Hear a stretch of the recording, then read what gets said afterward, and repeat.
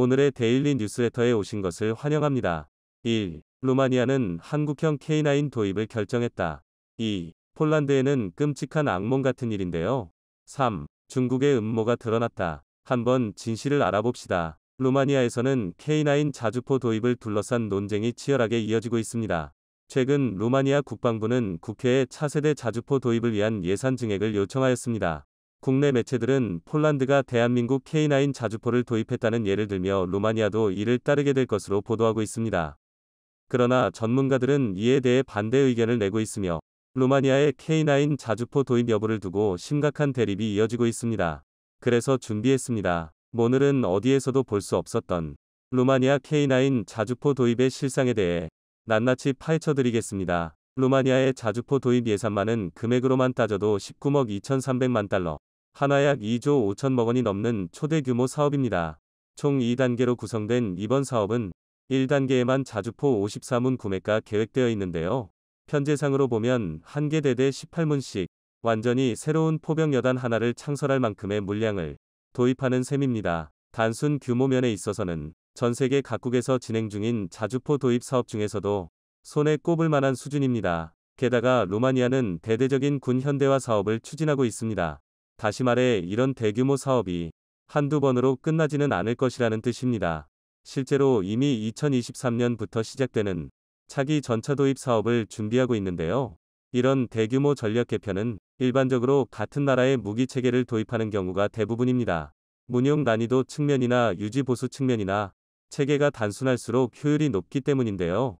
이를 군에서 얼마나 중요하게 생각하는지는 폴란드의 사례를 보면 확실히 말 수 있습니다.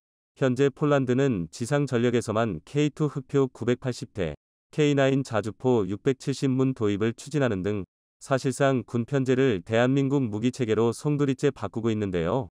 이것도 모자라 최근에는 자체 개발한 보르숙 장갑차에 K9 차체 도입을 검토 중이고 여기에 추가로 AS-21 레드백 도입까지 검토하고 있습니다. 이뿐만이 아닙니다. 장거리 타격 무기 보유를 위해서는 K239 천무 발사기 300대를 도입하고 자국산 사격 통제 장치, 차대와 결합하여 WR300 호마르로 개수하는 사업을 계획하고 있는데요. 이 모든 게 체계 통합이라는 이유로 아주 쉽게 설명할 수 있습니다. 그리고 루마니아 또한 폴란드 사례처럼 외산 무기를 일원화할 확률이 큰데요. 즉, 이번 자주포 도입 사업의 결과에 따라 앞으로 수십 년간 이어질 루마니아의 군 현대화 사업에서 유리한 고지를 선점할 수 있다는 뜻입니다. 심지어 루마니아는 지난 2022년 국방 예산을 GDP 2.5% 수준으로 높이겠다 밝혔고 향후 최대 3%까지 점진적으로 증액할 것이라 선언했는데요. 지금의 자주포 도입 사업은 이 막대한 계획의 마중물에 불과합니다.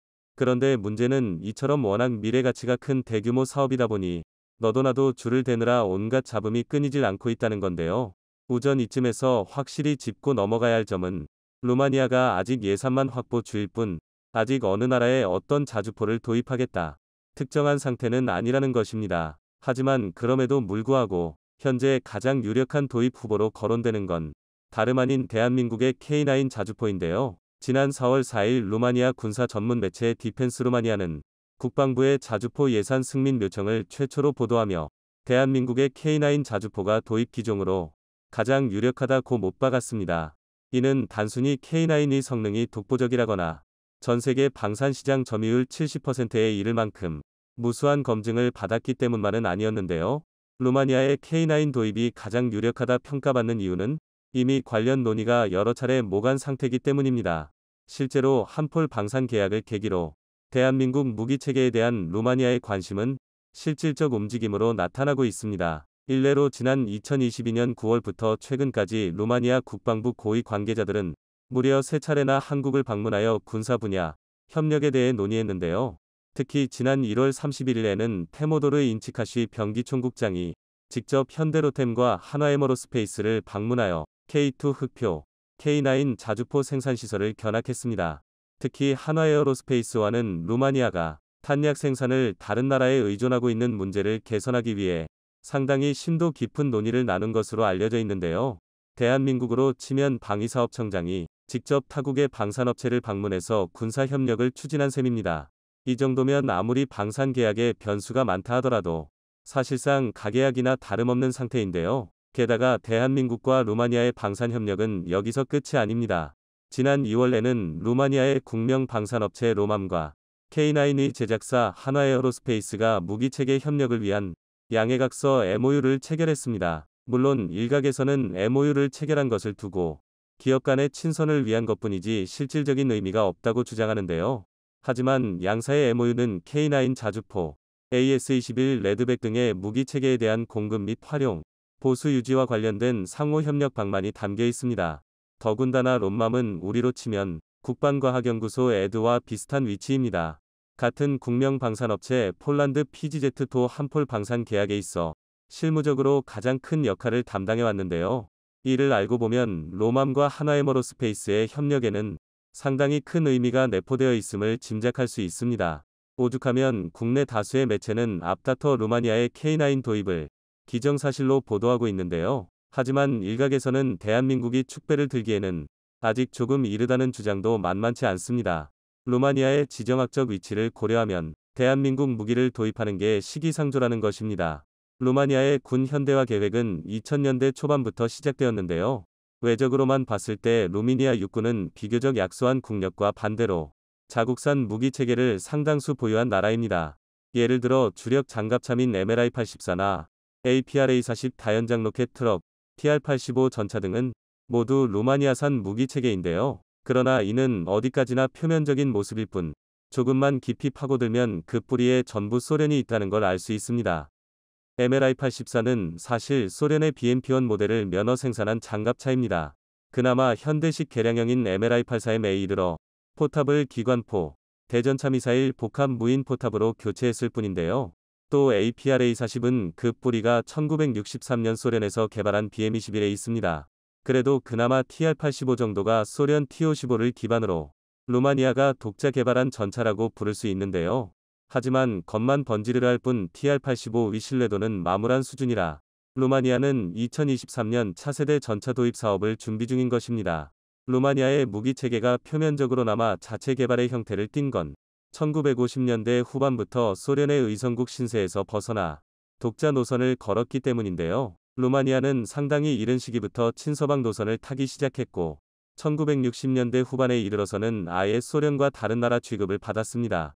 그나마 바르샤바 조약 기구에 소속되어 있긴 했지만 소련 붕괴보다 2년이나 빠른 1989년에 민주주의 체제를 확립하기까지 했는데요. 그러나 이를 바꿔 말하면 서방의 혜택도 소련의 혜택도 어느 쪽도 제대로 수혜받지 못했다는 뜻입니다. 물론 왕년에야 루마니아군이 발칸반도의 주력이라 평가받았던 적도 있었지만 이데올로기와의 변화에 따른 경제 구조 붕괴 등 막제가 거듭되면서 군사력이 상당히 약화되었는데요. 그렇기 때문에 루마니아의 군 현대화 계획은 국가의 운명을 걸고 안정적인 안보 환경을 조성하려는 국책 사업이 될 수밖에 없습니다. 특히 2014년 크림반도 사태 이후 루마니아는 러시아의 우크라이나 침략을 미리 예견했고 군 현대화 계획을 가속했는데요. 그런데 이것이 대한민국 K9 도입에 걸림돌이 될 수 있는 이유는 루마니아의 국제적인 영향력 때문입니다. 지금까지 말씀드린 내용을 되짚어보시면 폴란드와 루마니아가 굉장히 비슷한 포지션임을 말 수 있으실 텐데요. 나토를 의시한 서방 세계의 폴란드와 루마니아는 우크라이나, 몰도바를 제외하면 사실상 러시아의 진격을 막을 유일한 방패막이입니다. 그러나 두 나라에는 결정적인 차이가 있는데요. 폴란드가 대한민국 무기체계로 독자 노선을 걸으며 이를 활용해 다른 나라의 영향력을 발휘할 수 있을 만큼 국력이 탄탄한 나라인 반면 루마니아는 이게 불가능하다는 것입니다. 조금 냉정하게 말하면 되려 다른 나라의 도움을 받아야 러시아를 막아낼 수 있는 약소국인데요. 실제로 유럽에서 루마니아의 의상은 집시, 범죄자, 외국인 노동자 등으로 대변됩니다. 앞서 말한 독자 노선의 영향으로 루마니아는 2000년대에 들어서야 비로소 경제가 만정화되기 시작했습니다. 그렇다 보니 아직 경제적으로 풍요로운 서유럽에서 생계를 이어나가는 루마니아인 다수가 남아 있습니다. 쉽게 말해 서유럽의 외국인 노동자 중 루마니아인이 차지하는 비율이 상당히 높다는 것입니다. 그리고 이들 중 일부는 범죄 행위에 연루되기도 했는데요. 서유럽에서는 아직도 루마니아인 요 소매치기라는 편견이 남아있기도 하고 루마니아 마피아로 대변되는 범죄 조직들은 트럭 강탈이나 각종 사기, 보이스피싱이나 심지어 인신매매 등으로 망명이 높습니다. 오죽하면 대한민국에서조차 의조된 신용카드로 사기를 치려던 루마니아 범죄 조직이 검거된 적이 있고 2018년에는 복제 신용카드로 ATM 사기 범죄를 노리던 루마니아 마피아가 체포되기도 했습니다. 그러나 여기서 중요한 건 그렇다고 루마니아의 치안이 나쁘냐 하면 또 그런 건 아니라는 것입니다. 오히려 치안 지수로 따지면 루마니아는 142개국 중 26위로 서유럽 선진국들과 크게 차이 나지 않고 대한민국과 비교해도 고작 5단계 아래인데요. 일각에서는 루마니아를 밤에 혼자 걸어 다녀도 만전한 나라라고 표현하기도 할 정도입니다. 앞서 루마니아 마피아들의 범죄 행각과 비교하면 의외의 결과인데요. 이는 바꿔 말해 루마니아 내부 환경과 국제적인 의상에 상당한 괴리가 있다는 뜻입니다. 루마니아가 이 격차를 줄이고 국제적인 편견을 해소하기 위해선 서유럽의 강대국들과 군사적, 외교적 관계를 맺는 게 가장 빠른 길입니다. 예를 들자면 1대당 200억 원이 넘는 가격에 유지보수도 힘들어서 자국에서조차 외면받는 독일 G000을 도입하는 식으로 독일과의 관계를 돈독히 할 수도 있을 것입니다. 지금까지 유럽의 많은 나라들이 독일에 기대어 국제적인 영향력을 확보해 왔는데요. 이미 가장 가깝게는 노르웨이가 독일과의 유대를 핑계로 K2 흑표 대신 레오파르트 EH를 도입한 전적이 있습니다. 하지만 안보의 정치적 이해관계가 개입하기 시작하면 늘 좋지 않은 결과가 나오곤 했습니다. 방금 말씀드린 노르웨이도 레오파르트 2 도입으로 홍역을 치르고 있는데요. 국민의 만전을 지키는 데에는 절대 타협이 있어서는 안 된다는 걸 대한민국이 또 약속을 어겼습니다. 다시 한번 예정일을 어기고 폴란드의 K2 흑표를 조기 납품해 버린 건데요. 덕분에 폴란드는 행복한 비명을 지르고 있습니다. 심지어 이번에는 예정보다 무려 3개월이나 앞당겼습니다. 한국-폴란드 밤산 계약을 이끈 폴란드 안제이 두다 대통령과 마리우시 브와시차크 부총리 겸 국방부 장관 입장에서는 하루 3번 대한민국 방향으로 큰절이라도 올리고 싶을 텐데요. 물론 대한민국이 아무 추가적 이득도 없이 무조건 폴란드 좋아하라고 퍼주는 건 아닙니다. 대한민국이 유독 폴란드 조기 납품에 진심인 이유는 따로 있는데요. 그래서 준비했습니다. 오늘은 K2 목표 폴란드 조기 납품 속 대한민국의 숨은 의도를 알려드리겠습니다. 현지 시각 기준으로 지난 3월 22일 폴란드 그드니아항에 대한민국 K2 흑표 5대가 도착했습니다. 현지 세관과 군사 관계자들은 어안이 범범한 표정으로 K2를 민수했는데요. 그도 그럴 게 이날 폴란드에 도착한 K2는 당초 6월쯤은 되어야 볼 수 있으리라 예상했던 물량입니다. 그걸 대한민국이 물량 출고도 아니고 인도까지 무려 3개월이나 앞당긴 것입니다. 제대로 사정을 모르는 사람이 본다면 좋긴 좋아도 이게 맞나? 싶어질 정도로 빠른 속도인데요. 실제로 국내뿐만 아니라 세계 굴지의 인신들이 앞다투어 대한민국의 경이적인 생산과 납품 속도를 대서특필하고 있습니다. 한국이 국제 방산 시장에 지각 변동을 일으키고 있다는 건데요. 이번에 인도된 K2 흑표는 폴란드가 요청한 긴급 소요분 180대 중 일부입니다. 대한민국은 지난 2022년 8월 K2 전차 긴급 소요분에 대한 1차 실행 계약을 체결했고 그 후 고작 4개월 만에 1차 물량 10대들 인도하면서 그리고 다시 3개월여 만에 2차 납품까지 완료한 것입니다. 군사 전문가들은 현재 속도라면 대한민국이 원래 계약보다 최소 반년은 일정을 맞당겨 2024년 중반까지 긴급 소요분 물량 납품을 완료할 것이라고 분석하고 있는데요. 한폴 방산 계약을 주도한 폴란드 안제이 두다 대통령, 마리우시 브와시차크 부총리 겸 국방부 장관으로서는 대한민국이 그야말로 생명의 은인이나 다름없을 지경입니다. 그도 그럴 게 긴급 소요분 미라는 계약명만 봐도 짐작할 수 있으시겠지만 지금 인도 중인 180대의 K2는 말 그대로 총각을 다투는 은근 물량입니다.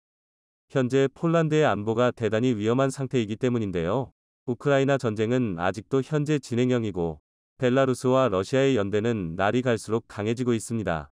벨라루스와 약 400km에 달하는 국경을 맞대고 있는 폴란드 입장에서는 심기가 불편할 수밖에 없는 일인데요. 게다가 정말 천만분의 1의 가점이긴 하지만 우크라이나가 전쟁에서 패배한다면 폴란드는 칼리닝그라드를 포함하여 어림잡아도 630km가 넘는 국경을 러시아와 맞대야 합니다. 폴란드에는 끔찍한 악몽 같은 일인데요. 더군다나 한쫄 방산 계약이 최종 체결된 건 2022년 7월 27일이 일이었습니다. 공교롭게도 6월 25일 전쟁 휴전 협점일이었던 이날은 우크라이나군의 대대적인 역공세가 시작되기 2달 전이었습니다. 잠시만 하더라도 비록 우크라이나군이 선전 중이긴 했으나 당장 내일이라도 젤렌스키 대통령이 암살당하고 우크라이나가 항복했다는 뉴스가 나와도 이상하지 않던 시기였습니다. 이런 심각한 상황에서 대한민국이 번갯불에 콩 구워 먹는 속도로 K2 흑표를 인도해줬으니 폴란드가 걱정을 한시름 놓을 수 있었던 건데요. 그러나 말고 보면 한폴 방산 계약 대한민국 무기체계 도입 검토 과정에서는 폴란드 내부에서 반대 의견이 어마어마했습니다. 이건 폴란드를 탓할 게 아니라 지극히 당연한 일이었는데요. 지금이나 예전이나 K2 목표의 월등한 성능에는 변함이 없었지만 이는 아직 검증이 이루어지지 않은 상태였습니다. 그나마 튀르키예가 대한민국의 기술 수출로 말타이 전차를 만든 게 거의 유일한 대회 성과라고 부를만 했는데요. 그런데 그런 알타이 전차마저 개발 과정에서 온갖 비리가 연루되면서 튀르키예판 아준 전차 미니머니 온갖 조롱을 듣고 있었습니다. 그러니 폴란드 내부에서는 다소 납기가 늦어지더라도 미국의 M1 에이브람스나 독일의 레오파르트 이같이 이미 검증된 전차를 들여오자는 주장이 감했습니다. 심지어 정치권이 아니라 군부 내에서도 이런 의견이 지배적이었는데요. 이를 만제이 두다 대통령, 마리우시 부아시차크 부총리 등이 믿어불려서 대한민국과의 계약을 성사한 것입니다. 그래서 1차 계약을 끝마치고 초도 물량을 인도받을 때까지도 폴란드 내 잡음이 끊이질 않았습니다. 그러나 결론적으로 이런 불만은 그리 오래가지 못했는데요. 한국산 무기체계의 제1사용자인 폴란드 군부에서부터 분위기가 완전히 반전되어 버린 것입니다. K2 흑표 실기체를 몰아보고 사격까지 직접 해본 병사들이 검증되지 않았다는 불안을 좀식시켜버렸습니다. 실제로 문용해본 K2 전차는 노르웨이에서 공개한 테스트처럼 정말로 레모파르트 EH를 능가했고 특히 세계 최초로 탑재된 암 내장형 유기압 현가장치 통칭 ISU는 어떤 험지도 거뜬히 주파하는 기동력을 보여줬습니다. 여기에 K2에는 포신 떨림까지 자동으로 보정해주는 기능이 탑재되어 있어 기동 간 사격 시 명중률도 미국, 독일 등 다른 어떤 나라의 전차보다 월등했는데요. 또한 비교적 가벼운 중량과 자주도하가 가능하다는 점도 상당한 이점이었습니다. K2는 반드시 공병의 도움이 필요한 M1 에이브람스와 달리 언제든 대규모 도하작전 수행이 가능했습니다. 유럽에서 9번째로 긴 강이자 총 길이만 1047km가 넘는 비스와감을 비롯해 내륙 곳곳에 크고 작은 하천과 습지, 호수 등이 분포해 있는 폴란드에 이는 상당히 중요한 조건이었는데요. 그리고 무엇보다 여기에 압도적인 납품 속도까지 더해지다 보니 이제 와서 폴란드의 K2 흑표 도입은 구국의 운명을 건 신이 한 수로 평가받고 있습니다. 물론 이는 폴란드의 선택뿐만 아니라 대한민국의 전폭적민 지원이 있었기에 가능한 일이었는데요.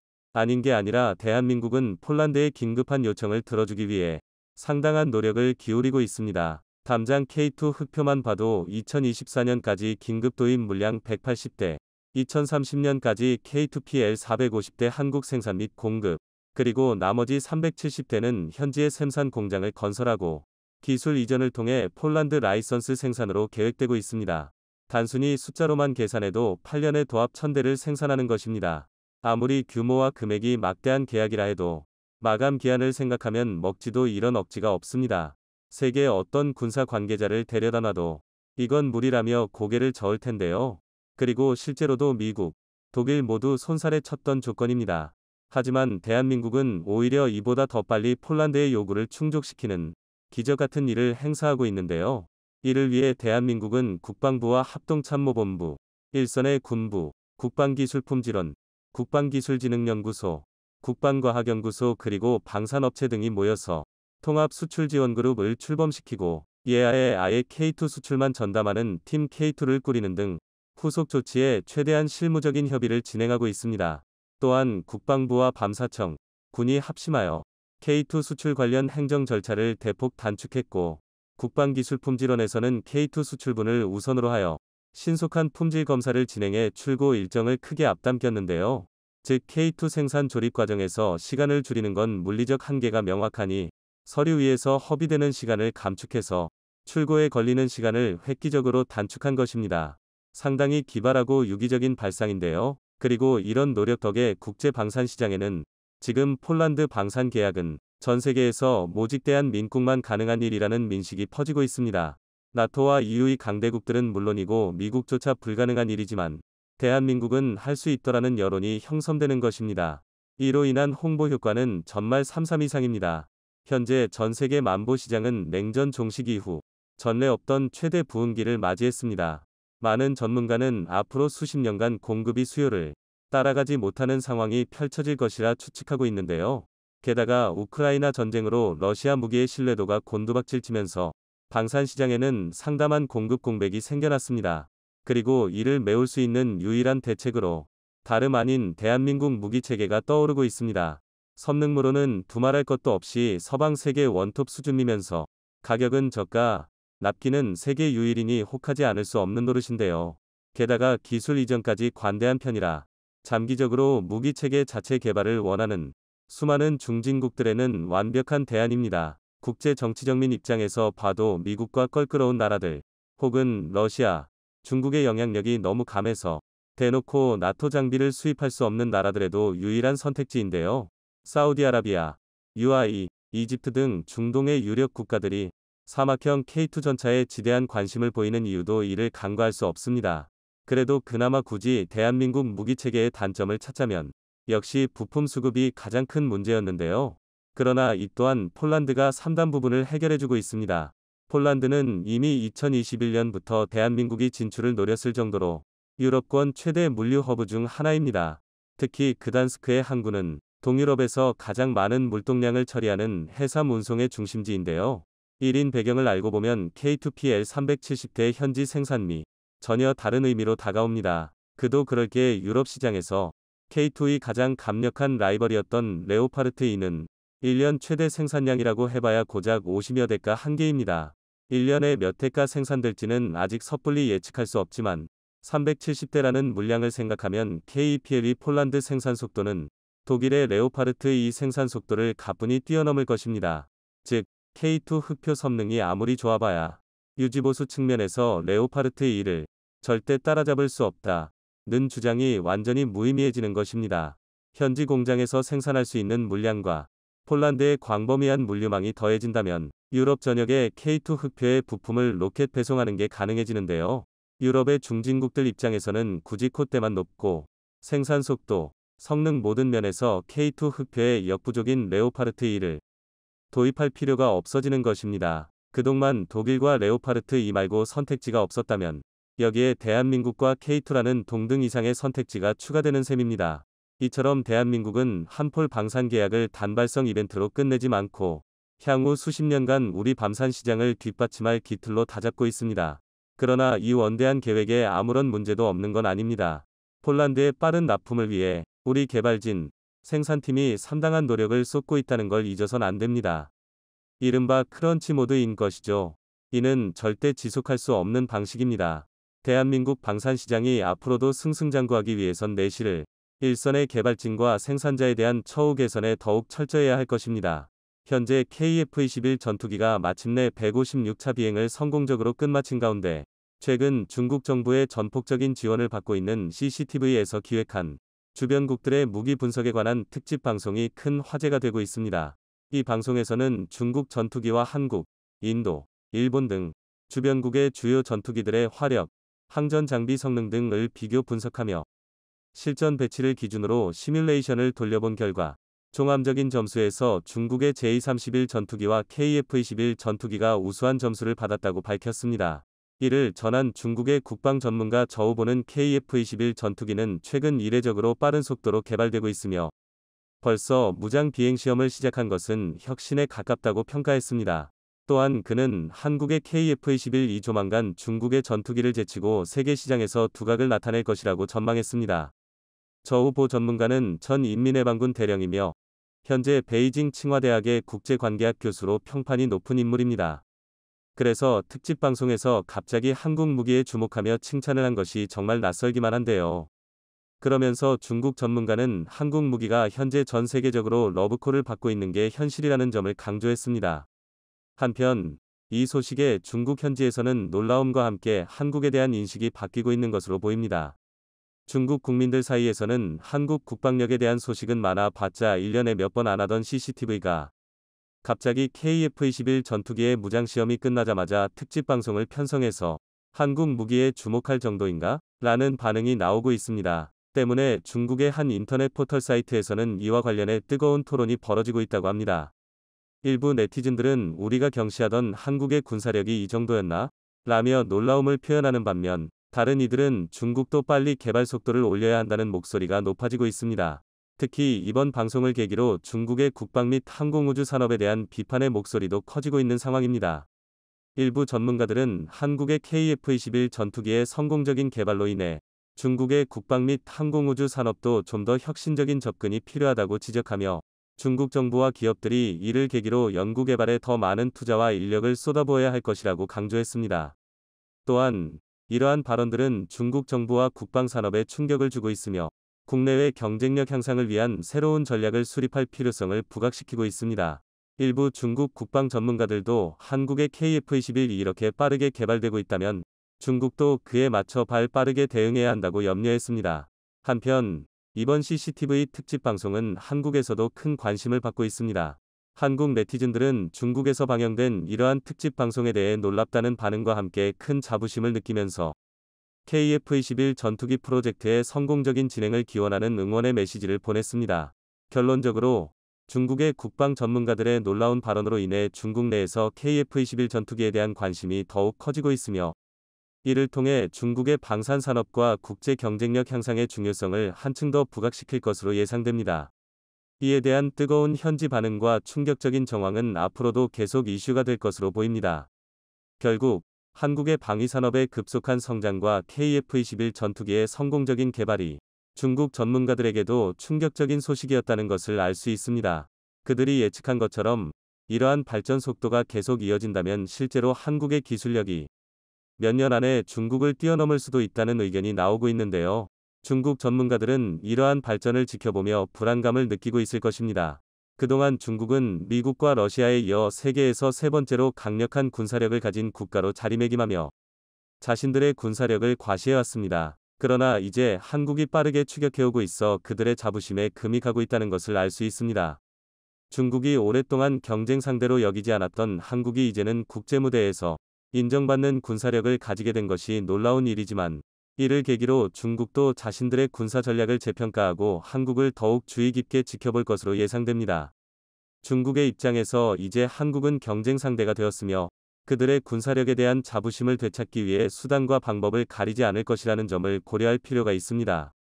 또한 중국 전문가들의 이러한 발언은 한국의 방산 산업이 얼마나 빠르게 발전하고 있는지 그리고 KF-21 전투기의 성공적인 개발이 어떤 영향을 미칠지에 대한 시사점을 제공합니다. 결국 중국 전문가의 발언을 분석해보면 이것이 한국의 방산 산업과 군사력에 대한 인정을 받게 된 계기가 되었으며 한편으로는 중국과의 군사 경쟁을 더욱 격화시킬 수 있다는 것을 보여줍니다.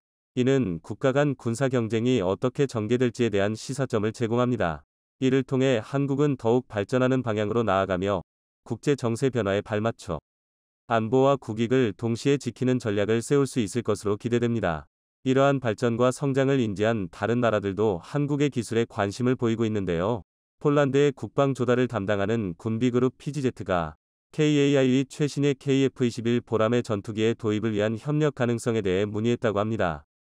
PGZ는 현재 KAI와 협력하여 FA-50 파이팅 이글 전투기에 FA-50PL 블록 20을 표준으로 하려는 국유화 작업이 진행 중에 있습니다. 그래서 KAI와의 협력을 위해 이야기가 오가고 있느냐는 기자의 질문에 PGZ 측은 향후 KF-21 보람의 개발 및 생산 분야에서 산업 협력의 가능성이 있으며 매우 건설적인 파트너로 KAI가 될 것입니다. 라고 말했습니다. 또한 비드고슈치에 있는 제2 군용항공 공장은 이미 F-16 파이팅 펠콘과 C-130 허큘리스 등의 정비 및 복원 경험을 보유하고 있어 향후 전투기 구매 시 KF-21을 인수할 경우 KAI 파트너가 될 수 있다고 덧붙였습니다. 폴란드가 KF-21 도입에 관심을 보이는 데에는 몇 가지 이유가 있는데요.